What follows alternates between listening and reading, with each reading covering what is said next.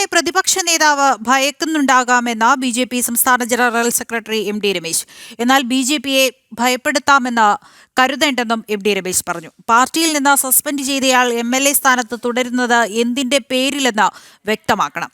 രാഹുലിന്റെ രാജി ആവശ്യപ്പെട്ട മഹിളാ മോർച്ച, യുവമോർച്ച പ്രവർത്തകരെ അണിനിരത്തി സംസ്ഥാന വ്യാപകമായ ശക്തമായ പ്രക്ഷോഭം നടത്താൻ ബി.ജെ.പി. തീരുമാനിച്ചിട്ടുണ്ടെന്നും എം.ടി. രമേശ് പറഞ്ഞു.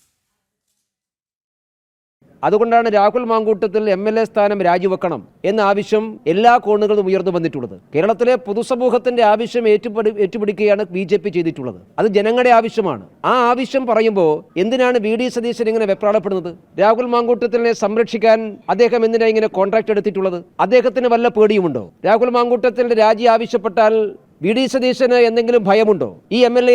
വി.ഡി. സതീശന് പേടിയുണ്ടോ?